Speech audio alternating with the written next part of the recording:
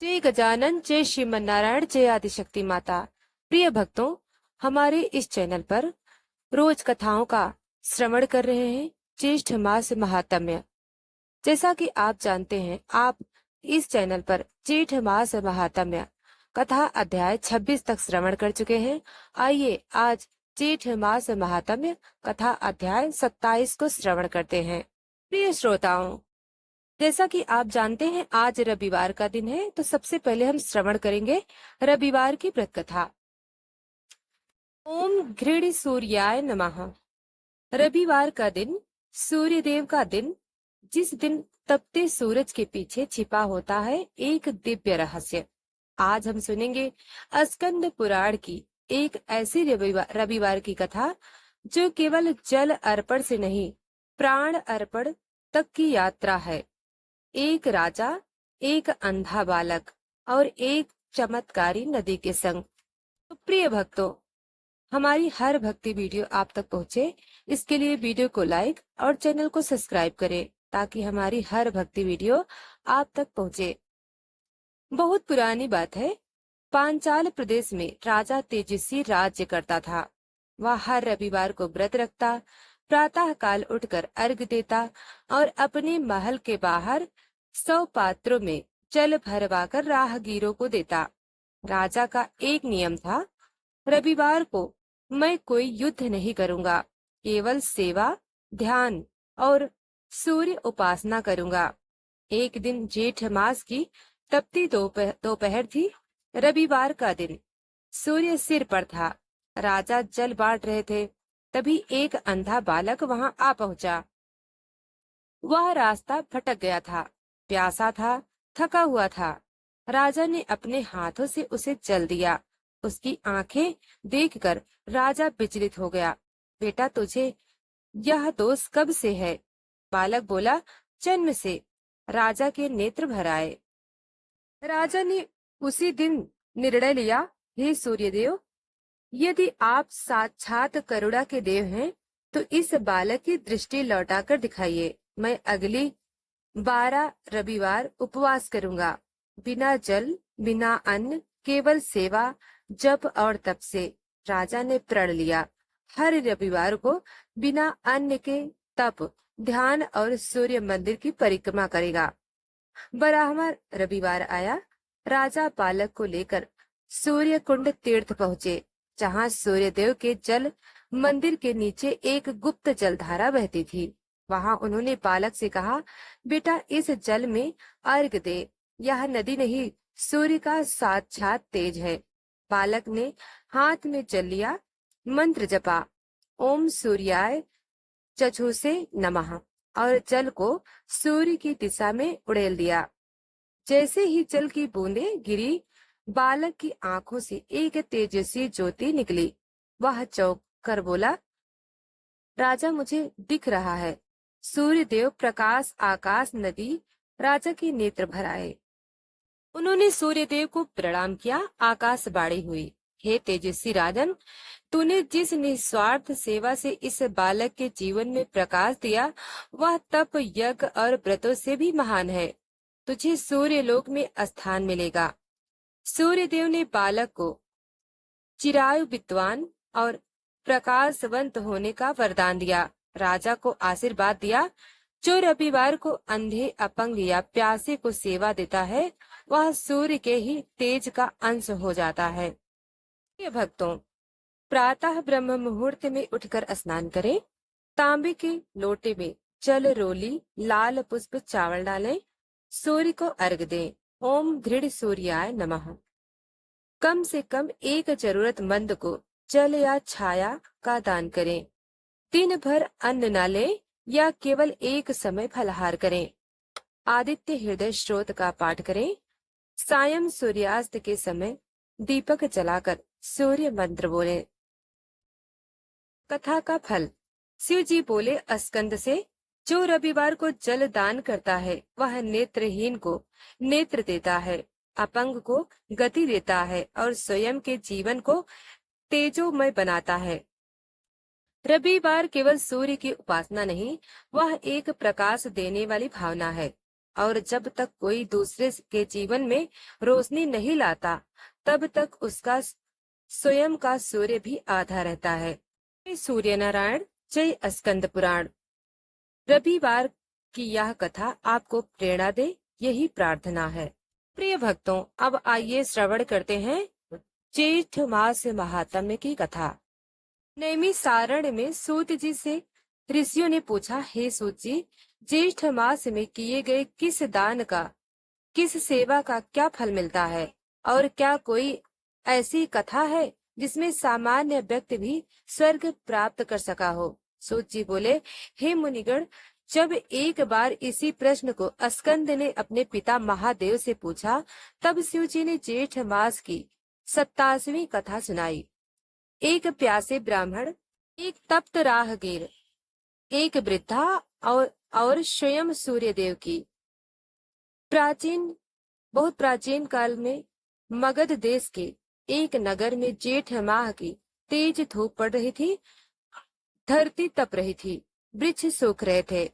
एक दिन दोपहर को एक वृद्ध ब्राह्मण थके हारे प्यासे कांपते हुए नगर की गलियों से गुजर रहे थे। हर घर के दरवाजे बंद थे, कोई चल नहीं दे रहा था। वे गिरते पड़ते एक वृद्धा के द्वार पहुँचे। वृद्धा निर्धन थी, मगर उसके पास एक मिट्टी का घड़ा था जिसमें थोड़ा सा ठंडा जल था। वह बोली, स्वामी यह लीजिए, मेरे पास देने को केवल यही है। ब्राह्मण ने जल पिया और आश्चर्य से वृद्धा की ओर देखा। जल पीने के बाद ब्राह्मण बोले, हे माता, तूने मुझे केवल जल नहीं पिलाया, तूने सूर्य लोक का द्वार खोल दिया है। मैं कोई साधारण ब्राह्मण नहीं, मैं सूर्य देव का एक रूप हूँ। जेठ माह की इस तपती दोपहर में जो जल देता है, वह यज्ञों के समान पुण्य प्राप्त करता है। वृद्धा चौकी पर नम्र होकर बोली, मैंने सेवा की इच्छा से जल दिया, पुण्य पाने की नहीं। ब्राह्मण हंसे और बोले, जो सेवा फल की इच्छा से नहीं करता, वही सर्वोच्च लोगों को प्राप्त करता है।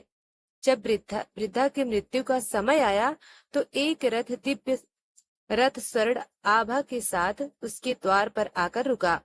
स्वयं सूर्यदेव उसमें थे। उन्होंने कहा, माँ, तूने केवल एक लोटा जल दिया था, पर उस दिन तेरा हृदय सबसे बड़ा यज्ञ स्थल बन गया था। अब तू किसी और जन्म में नहीं जाएगी, तू सूर्यलोक में सम्मान के साथ निवास करेगी। शिव जी बोले, हे पुत्र स्कंद, ज्येष्ठ मास की दोपहर में जो व्यक्ति केवल एक प्यासे को जल दे, वह ब्रह्म हत्या, गौ हत्या, पाप, अभक्ष्य आदि से मुक्त हो जाता है। न गंगा स्नान, न अग्निहोत्र, न 1000 व्रत इस एक लोटा जल की बराबरी कोई नहीं कर सकता। यदि वह सही समय पर सही भाव से दिया गया हो तो। शिव जी ने कहा, जो व्यक्ति इस कथा को श्रवण करता है, वह अपने पितरों को तृप्त करता है, अपने संतान को सौभाग्य देता है और अपने मन को स्थिरता प्रदान करता है। यदि कोई इसे ज्येष्ठ शुक्ल सप्तमी या अमावस्या को पढ़े या श्रवण करे, तो वह अगले जन्म में धनवान, तेजस्वी और दाता होता है। जो भक्त जेठ माह में एक दिन सूर्य को जल चढ़ाकर यह कथा सुने, वह इस जन्म में रोग, शोक और दुर्भाग्य से मुक्त हो जाता है।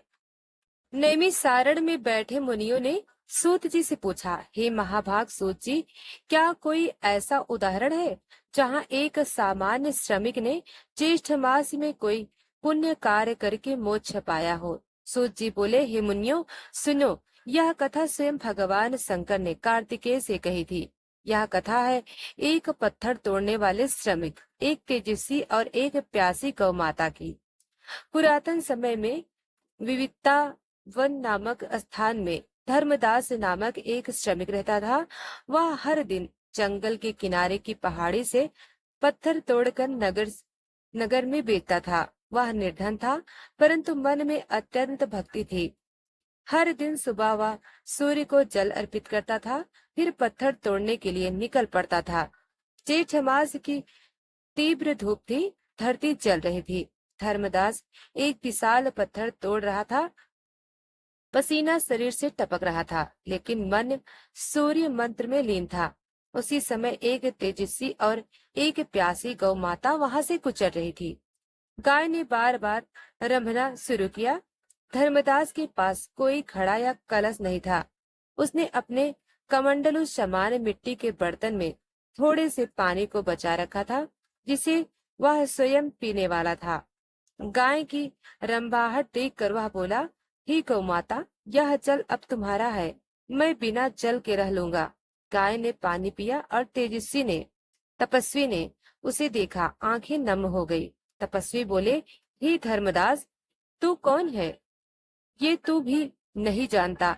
तूने अपने प्यास से ऊपर गौ की प्यास रखी। तूने धर्म को जीवित रखा। धर्मदास बोला, मैं तो एक श्रमिक हूँ महाराज, मेरे पास कोई वेद नहीं, कोई यज्ञ नहीं, केवल यह श्रम और सूर्य का नाम है। अचानक वह तपस्वी एक दिव्य तेज में परिवर्तित हुआ। सामने स्वयं सूर्य देवता प्रकट हुए। वे बोले, हे धर्मदास, मैंने तुझसे अधिक पवित्र यज्ञ किसी ब्राह्मण के हाथों भी नहीं देखा। तूने जीवन में केवल एक सेवा की, परंतु वह सेवा संपूर्ण ब्रह्मांड के लिए एक मिसाल बन गई। सूर्यदेव ने धर्मदास से कहा, अब तू दोबारा इस पृथ्वी पर नहीं आएगा, तो मेरे तेज लोक में निवास करेगा। अब तेरे नाम से जेठ माह के श्रमिक व्रत की स्थापना होगी। उसी क्षण एक दिव्य रथ आकाश से उतरा। गाय रंभाई जैसे वह स्वयं उसकी विदाई में आशीर्वाद दे रही हो। धर्मदास सूर्य लोक को आ गया। शिव जी बोले, हे कार्तिकेय, जैसे जेठ मास में प्यासे को जल देना, चाहे वह मानव हो या गौ, वह हर यज्ञ से ऊपर है। और यदि कोई साधारण व्यक्ति एक दिन निस्वार्थ सेवा कर ले, तो वह सारे पुण्य उसके नाम हो जाते हैं। जो व्यक्ति इस कथा को ज्येष्ठ शुक्ल अष्टमी या पूर्णिमा को सुने या सुनाए, उसे 3 जन्मों के पापों से मुक्ति मिलती है। जो गाय को जल पिलाए इस मास में, वह पितृ दोष, कुल रोग और मन की अशांति से मुक्त हो जाता है। जो श्रमिकों को जूते, पानी या छाया दान करे, उसे सूर्य लोक की प्राप्ति होती है। प्रिय भक्तों, आपने ज्येष्ठ मास महात्म्य की कथा सुनी। स्कंद पुराण के ज्येष्ठ महात्म्य की कथा हमें यह सिखाती है, पुण्य किसी मंत्र या ग्रंथ में नहीं, वह हमारी दृष्टि, भावना और समय पर किए गए त्याग में है। ऋषियों ने पूछा, हे देवों के देव महादेव, जेठ माह में किस व्रत का क्या फल है? जो मनुष्य साधनहीन है, वह क्या करे जिससे उसे भी मोक्ष मिले? भगवान शिव मुस्कुराए और बोले, हे मुनिगण, जेठ मास में किए गए सामान्य कर्म भी महाकर्म बन जाते हैं। एक समय की रोटी देना भी यज्ञ फल के समान होता है। आओ, मैं तुम्हें राजा चंद्रकेतु की कथा सुनाता हूँ। चंद्रकेतु एक धर्मात्मा राजा था, सूर्य उपासक था, ब्राह्मणों का भक्त। राज्य में दुष्टों का कोई स्थान नहीं था। हर वर्ष जेठ मास में वह एक विशेष सूर्य व्रत करता था, जिसमें गरीबों को अन्न, जल और छाया देता था। राजा ने ज्येष्ठ शुक्ल सप्तमी को 1000 दीपक जलाए और एक ऐसा दान दिया जो पहले कभी ना हुआ था। हर उस व्यक्ति को जिसने गर्मी में किसी यात्री को जल पिलाया है, मैं उसके कर्ज चुका दूंगा। लोग चकित रह गए, देवता भी प्रसन्न हुए। रात्रि में सूर्य देव स्वयं सामने प्रकट हुए और बोले, राजन, तुम्हारी सेवा ने त्रिलोक को हिला दिया है, मांगो क्या वर चाहिए? राजा ने कहा, मुझे वह शक्ति दो जिससे मैं हर उस आत्मा को सेवा कर सकूं जिसे संसार ने भुला दिया हो, अनाथ, अंधा, वृद्ध, तप्त। सूर्यदेव बोले, ज्येष्ठ की एक दोपहर यदि कोई किसी भूखे को भोजन दे या जल पिलाए, तो वह 100 यज्ञों के समान पुण्य पाता है। अब से तुम्हारे राज्य में यह सूर्य तप सेवा व्रत कहलाएगा। राजा के व्रत की अगली दोपहर एक वृद्ध ब्राह्मण नगर में आया। वह गर्मी से थका हारा था, पर कोई उसका ध्यान नहीं दे रहा था। तभी एक गरीब वृद्धा जो स्वयं उपवास कर रही थी, वह ब्राह्मण को अपनी बची हुई रोटी और मिट्टी का घड़ा जल देती है। ब्राह्मण ने उसकी ओर देखा और कहा, माँ, तू जानती है मैं कोई सामान्य ब्राह्मण नहीं, मैं सूर्य भगवान का दूत हूँ। तूने जो किया उसका फल तुझे तेरे अंतिम दिन में पर मिलेगा। कई वर्षों बाद जब वह वृद्धा मरणासन्न हुई, तब सूर्य भगवान एक रथ में उसे लेने आए। उन्होंने कहा, जेठ मास की उस एक रोटी और जल के कारण तू स्वर्ग नहीं बल्कि सूर्य लोक की अधिकारी है। गांव के लोग स्तब्ध रह गए। भगवान शिव बोले, हे मुनियों, उस वृद्धा ने जो किया वह उपदेश है तुम सबके लिए। ज्येष्ठ मास में यदि कोई केवल यह 5 कार्य कर ले तो वह जन्मों के पापों से मुक्त हो जाता है। नंबर 1, एक व्यक्ति को जल पिलाना। नंबर 2, एक पशु को छाया देना। नंबर 3, एक पेड़ को जल देना। नंबर 4, एक ब्राह्मण या साधु को भिक्षा देना। नंबर 5, एक स्त्री या वृद्ध को सम्मान देना। जो यह 5 कर्म करता है वह मेरे लोक तक आ सकता है, भले ही उसने वेद न पढ़े हों, यज्ञ न किए हों। यह कथा केवल कथा नहीं, कर्म की ऊर्जा है। स्कंद पुराण के अनुसार जो इस कथा को सुनता है और अपने जीवन में एक दिन ऐसा करता है जिसमें केवल सेवा हो, तो उसे पुनर्जन्म नहीं लेना पड़ता। महर्षियों ने भगवान शिव से फिर पूछा, हे नीलकंठ, आपने सूर्य व्रत और सेवा का महत्व बताया, परंतु जो योग, ध्यान और स्रोत के द्वारा सूर्य को प्रसन्न करना चाहता है, क्या उसके लिए कोई मार्ग है? शिव जी बोले, हाँ। राजर्षि प्रतापन की कथा सुनो। उसने केवल ध्यान और स्रोत से उस लोक को प्राप्त किया जहाँ देवता भी एक दिन ही ठहर सकते हैं। राजर्षि प्रतापन एक महान सत्यवादी, तपस्वी और सूर्य उपासक। उसने अपने पूरे जीवन में कभी छाया में नहीं खाया। हर दिन वह तपती धूप में बैठकर सूर्य भगवान का ध्यान करता था। एक दिन उसने सोचा, क्या केवल सेवा से मोक्ष संभव है, या क्या मेरे ध्यान और प्रार्थना से भी कोई दरवाजा खुल सकेगा? वह निराहार होकर 21 दिन तक ध्यानस्थ हो गया। अग्नि के समान तेजस्वी एक पुरुष प्रकट हुए। उन्होंने प्रतापन से कहा, हे राजर्षि, तुमने वह ध्वनि जगाई है जो 1000 वर्षों से मौन थी।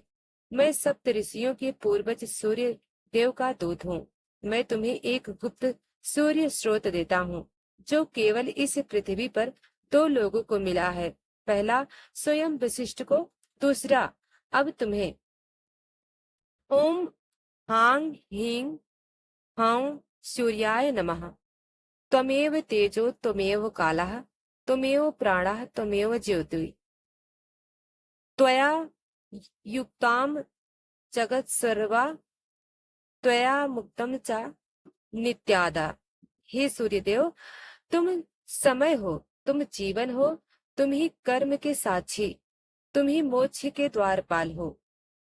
अंतिम ध्यान की अवस्था में दर्शन। स्रोत के 27वें पाठ के समय प्रतापन को एक दर्शन हुआ। एक तेजस्वी द्वार जहाँ लिखा था, यहाँ केवल वे प्रवेश कर सकते हैं जिन्होंने किसी को क्षमा किया हो। प्रतापन ठिठक गया। उसे स्मरण हुआ उसके सौतेले भाई ने राज्य से निकाल दिया था और वह आज भी उसे माफ नहीं कर पाया था। वह लौट कर आया, अपने भाई को ढूंढा जो अब एक आम किसान था। राजर्षि ने कहा, मैंने तुझे माफ किया था, इसलिए मैं द्वार पर रुक गया। अब मैं तुझे हृदय से क्षमा करता हूँ और तेरे खेत में बैठकर सूर्य स्रोत का अंतिम पाठ करूंगा। भाई रो पड़ा। दोनों ने मिलकर स्रोत पढ़ा। उसी क्षण एक दिव्य रथ आकाश से उतरा। हे प्रतापन, अब तेरा बोझ उतर गया। तू केवल स्रोत से नहीं, क्षमा से मुक्त हुआ। शिव जी बोले, हे मुनियों, जेठ मास केवल सेवा या व्रत का मास नहीं, यह भीतर की तपस्या का भी समय है। जो व्यक्ति इस मास में सूर्य का स्मरण करे, किसी को क्षमा करे और एक दिन आत्मलोकन करे, वह भी उसी लोक में पहुंचता है जहां प्रतापन पहुंचा। प्रिय भक्तों, आपने सुनी जेठ मास महात्म्य की कथा। जय श्री महादेव, जय स्कंद पुराण। प्रिय श्रोताओं, यह कथा समाप्त हुई। हम अगला अध्याय कल सुनाएंगे। वीडियो को लाइक सब्सक्राइब अभी तक नहीं किया है तो अभी कर लें। बेल आइकन को जरूर दबाएं, शेयर करें, हो सके तो कमेंट भी करें। धन्यवाद।